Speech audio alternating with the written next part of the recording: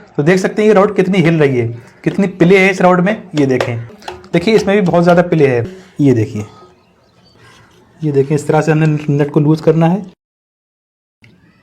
ये देखें, ये देखिए इस तरह से शटल आगे पीछे होने लगा है। दोस्तों, अगर आपकी सिलाई मशीन भी बहुत ज़्यादा आवाज़ कर रही है, यानी कि बहुत ज़्यादा साउंड कर रही है, तो ये वीडियो आपके लिए है। क्योंकि आज के वीडियो में मैंने आपको बताया है, अगर आपकी सिलाई मशीन बहुत ज़्यादा आवाज़ करती है, साउंड करती है, तो आप इसे कुछ ही मिनटों में घर बैठे और बहुत ही आसानी के साथ कैसे सही कर सकते हैं। अगर आपकी सिलाई मशीन बहुत ज़्यादा आवाज़ करती है तो इसकी कई वजह हो सकती है, कई कारण हो सकते हैं। जैसा कि देख सकते हैं, ये जो रॉड होती है ना, तो अगर आप इस रॉड को इस तरह से पकड़ कर देखेंगे तो देख सकते हैं ये रॉड कितनी हिल रही है, कितनी प्ले है इस रॉड में। ये देखें, उसके बाद अगर हम दूसरी रॉड पकड़ेंगे, ये वाली रॉड, देखिए इसमें भी बहुत ज़्यादा प्ले है। यहाँ से देखेंगे, ये देखिए कितनी प्ले है।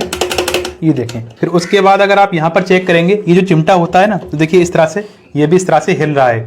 तो ऐसा होने से क्या होता है, आपकी मशीन आवाज़ भी बहुत ज़्यादा करती है और आपकी सिलाई भी सही नहीं आती है। और ये चिमटा हिलने की वजह से भी आपकी सिलाई सही नहीं आती है, यानी कि कपड़ा तिरछा भागता है, एक साइड को भागता है। तो सबसे पहले हमने इस प्रॉब्लम को सॉल्व करना है। उसके बाद जो इस वीडियो के लास्ट में हमने आपको जो ट्रिक बताई है वो बहुत ही इंपॉर्टेंट और कमाल की चीज़ है, तो आप वीडियो को एंड तक जरूर देखें। तो सबसे पहले हम इस रॉड की प्ले खत्म करेंगे, उसके बाद हमने ये वाली रॉड सही करना है। तो देखिए हमारे पास एक तो स्क्रू ड्राइवर है, यानी कि पेचकस है, तो इसके लिए हमें 2 चाबियां भी चाहिए। इसमें एक चाबी होगी 14-15 नंबर की और दूसरी चाबी होगी 10-11 नंबर की। तो ये जो 14 नंबर वाली साइड है, हमने यहाँ से चाबी लगाना है और हमने इस वाले स्क्रू को लूज करना है इस तरह से। ये देखिए,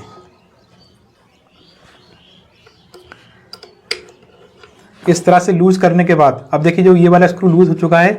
उसके बाद हमने क्या करना है, ये देखिए हमने यहाँ पर पेचकस लगाना है।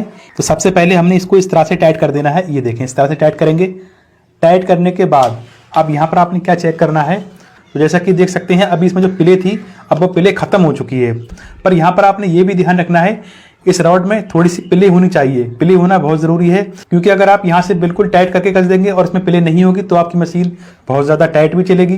तो इसलिए आपने यहाँ पर क्या करना होगा, आपने इस वाले स्क्रू को थोड़ा सा लूज करना है पहले। ये देखें, इस तरह से हमने लूज कर दिया थोड़ा सा। तो ये देखिए इस तरह से मैं लूज कर रहा हूँ। अब देख सकते हैं थोड़ी सी प्ले आ चुकी है। उसके बाद हमने क्या करना है, 14 नंबर वाली चाबी से हमने स्क्रू को टाइट कर देना है। ये देखें। तो वीडियो में आगे बढ़ते हैं, उससे पहले आप वीडियो को लाइक करके शेयर भी कर दीजिए। अगर आप हमारे चैनल पर पहली बार आए हैं तो सब्सक्राइब भी कर लीजिए। उसके बाद अब बात करते हैं इस वाली रॉड की। यहाँ ये जो प्ले है ना, इसको कैसे ख़त्म करना है। हमने इस वाले स्क्रू को भी लूज करना है इस तरह से। ये देखें, इस तरह से हमने लूज करना है। ये देखें, अब ये लूज हो चुका है ना। उसके बाद अब देखिए यहाँ पर ये बहुत ज़्यादा प्ले है ना, पर पेचकस लेना है और पहले की तरह हमने यहाँ भी इस तरह से लगा देना है। क्यों, अब हमने यहाँ से इस नट को थोड़ा घुमाना है पेचकस से। इस तरह से घुमाएंगे ना, ये देखिए इस तरह से थोड़ा बाहर करेंगे और इस तरह से घुमाएंगे। ये देखिए अभी थोड़ी प्ले है इसमें। ये देखिए अभी थोड़ी प्ले और है। ये देखें, अब यहाँ पर ये प्ले बिल्कुल ख़त्म हो चुकी है। ये देखें, सरिया में थोड़ी सी प्ले होना बहुत ज़रूरी है, बिल्कुल थोड़ी सी प्ले होना चाहिए। इस तरह से अगर आप ध्यान से देखेंगे तो यहाँ पर थोड़ी सी प्ले है। हमने चाबी लगाना है यहाँ पर और इस तरह से हमने। तो अभी जो कुछ देर पहले ये वाली रॉड बहुत ज़्यादा हिल रही थी, बहुत ज़्यादा प्ले थी, तो अब देखिए इनमें प्ले बिल्कुल ख़त्म हो चुकी है और ये बिल्कुल टाइट हो चुकी हैं। तो जिस तरह के नट यहाँ पर दिए गए हैं, तो उसी तरह का नट यहाँ भी दिया गया है, पर यहाँ पर छोटा नट है। तो यहाँ पर आपने देखना है, अगर आपका चिमटा हिल रहा है तो आपने यहाँ से ये वाला नट खोलना है, पर ध्यान रखना है 10-11 की चाबी लगेगी यहाँ पर। और यहाँ पर ये नट खोलने के बाद आपने क्या करना है, पेचकस लगाना है और यहाँ से भी टाइट कर देना है। उसके बाद आपने इस वाले नट को कस देना है, ठीक है। फिर उसके बाद अब आते हैं मेन और इम्पोर्टेंट टॉपिक पर। ये सब सेटिंग करने के बाद भी अगर आपकी मशीन आवाज़ करती है, या फिर अगर आपकी मशीन में ये इस तरह की कोई भी प्रॉब्लम नहीं है, फिर भी आपकी मशीन आवाज़ करती है, साउंड करती है, तो आपने क्या चेक करना है, क्या करना है। तो सबसे पहले तो आपने क्या करना है, यहाँ पर सही से ऑयलिंग कर लेनी है। इस तरह से आपने मशीन का व्हील घुमाते रहना है और जहाँ जहाँ से पार्ट चलते हैं, घूमते हैं, वहाँ से आपने इसकी ऑयलिंग कर लेनी है। इस तरह से शटल में भी ऑयल डाल देना है। इस तरह से आपने हमेशा ऑयलिंग टाइम पर सही से करते रहना है, ठीक है। तो जब भी आपकी सिलाई मशीन ज़्यादा आवाज़ करे तो आपने यहाँ पर सबसे पहले क्या चेक करना होगा, ये जो मशीन की निडल होती है, तो आप पहले तो आपने निडल को नीचे लाना है। तो आपने ये देखना है कि आपकी मशीन का बूट तिरछा तो नहीं है, यानी कि एक साइड में टेढ़ा तो नहीं हो गया है। क्योंकि बूट तिरछा होने से क्या होगा, आपकी निडल बूट में टकराएगी, यानी कि इस तरह से चलेगी मशीन। ये देखें, मैं आपको दिखाना चाहूँगा, देखिए निडल थोड़ी तिरछी हो रही है। ये देखें इस तरह से। तो इससे क्या होगा, आप जब आपकी मशीन बूट में टकराएगी तो भी आपकी मशीन आवाज़ करेगी। अगर बूट थोड़ा तिरछा है तो आपने क्या करना होगा, तो हमने पेचकस लेना है और पेचकस को यहाँ पर इस तरह से लगाना है, ठीक है। पर निडल को हमने ऊपर कर देना है इस तरह से, और ऊपर करने के बाद हमने पेचकस से इस तरह से घुमाना है। ये देखिए आराम से घूम जाता है। तो देखिए अगर इधर को तिरछा हो गया है तो आपने यहाँ पर पेचकस लगाना है और इस तरह से लेकर आना है। इधर को ज़्यादा तिरछा हो गया है तो आपने इधर को कर देना है इस तरह से। ये देखें, तो यहाँ पर आपने देखना है निडल प्लेट का ये जो होल होता है, तो ये होल इस बूट के बीच सेंटर में होना चाहिए, यानी कि बीच में होना चाहिए। तो देखिए प्रेशर फूड की सेटिंग करने के बाद भी अगर आपकी मशीन आवाज़ करती है तो आपने क्या करना होगा, तो आपने ये वाला स्क्रू खोल देना है इस तरह से। ये देखें, ये वाला स्क्रू खोलने के बाद ये बराबर वाला स्क्रू भी खोल देना है।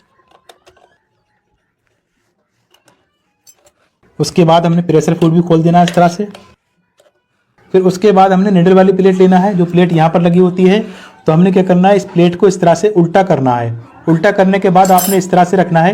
तो आपने इसको किसी फर्श पर रखना है या किसी पत्थर पर रखेंगे, पर आपने यहाँ पर मशीन पर इस तरह से नहीं रखना है, क्योंकि हमने इसके ऊपर हथौड़ी मारना है। अगर आप मशीन पर रखेंगे तो आपकी मशीन को नुकसान पहुँच सकता है।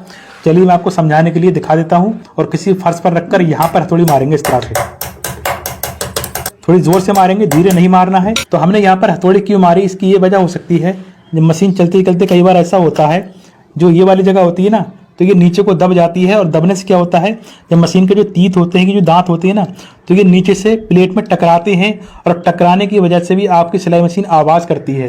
तो जब आप इस तरह से हथौड़ी मारेंगे तो ये प्लेन हो जाएगी और ये दांतों में नहीं टकराएगी और आपकी मशीन ज़्यादा आवाज़ भी नहीं करेगी। उसके बाद अब आते हैं सबसे मेन और इम्पॉर्टेंट टॉपिक पर।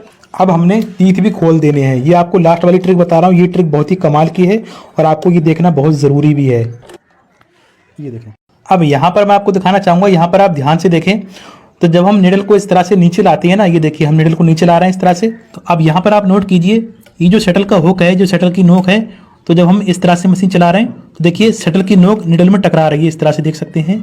ये देखें, ये देखें, तो इससे क्या होगा, आपकी मशीन धागा भी तोड़ेगी और आपकी मशीन आवाज़ भी करेगी और आपकी मशीन सही नहीं चलेगी। तो आपने इसको किस तरह से सही करना है। तो शटल में निडल टकराने की एक वजह यह भी हो सकती है, हो सकता है आपकी निडल टेढ़ी हो गई हो। कई बार क्या होता है, जब हम मोटे कपड़े पर मशीन चला रहे होते हैं तो हमारी सुई टेढ़ी हो जाती है। निडल टेढ़ी होने की वजह से भी शटल में टकरा सकती है। तो अगर आपकी मशीन की निडल टेढ़ी हो गई है तो आपने चेंज कर देना है। अगर आपकी निडल यानी सुई सही है, टेढ़ी नहीं है, तो आपने क्या करना है, तो यहाँ पर आप देख सकते हैं शटल में 3 स्क्रू दिए गए हैं। तो पहले तो हमने इन स्क्रू को लूज कर लेना है, इस तरह से पेचकस लगाएंगे और देखिए हमने यहाँ पर लूज कर दिया। दूसरा स्क्रू लूज करेंगे, फिर तीसरा वाला लूज करेंगे। अब देखिए यहाँ पर, ये देखिए इस तरह से शटल आगे पीछे होने लगा है। अगर मैं पीछे ले गया तो यहाँ निडल और सुई के बीच में गैप बच चुका है, तो यहाँ पर गैप भी नहीं होना चाहिए। अगर मैं इस तरह से आगे लाऊंगा तो देखिए निडल में टकराने लगी है। अब जहाँ पर आपके शटल की नोक निडल में नहीं टकरा रही है, वहीं पर आपने रोक देना है। अगर आप इस तरह से बैक करेंगे तो यहाँ पर बीच में गैप हो जाएगा, तो आपकी मशीन टॉप करेगी। यानी कि शटल की नोक निडल में टकराना भी नहीं चाहिए और हटकर भी नहीं चलना चाहिए। इस तरह से हमने पास ले आना है और उसके बाद हमने एक स्क्रू को टाइट कर देना है इस तरह से। ये देखें, अब यहाँ पर आप ध्यान से देखें, देखिए मैं इस तरह से निडल को नीचे लेकर आ रहा हूँ और देखिए ये आई शटल की नोक। अब देखें यहाँ पर बिल्कुल भी नहीं टकरा रही है और निडल से बिल्कुल मिलकर चल रही है, ये देखें, और हटकर भी नहीं चल रही है। तो अब यहाँ पर आप देखिए इस तरह से देख सकते हैं आप। ये देखें, अब देखिए मैं यहाँ पर धीरे चलाऊंगा। ये देखिए यहाँ पर शटल की टाइमिंग सही मिल चुकी है, इस तरह से आप देख सकते हैं। अब हमने दोबारा से बाकी वाले दोनों पेज स्क्रू को टाइट कर देना है। उसके बाद हमने दोबारा से ये वाले पार्ट लगा देने हैं। तो ये सारी सेटिंग करने के बाद जब आप मशीन चलाएंगे तो आपकी मशीन बिल्कुल भी आवाज़ नहीं करेगी, जैसा कि आप देख सकते हैं।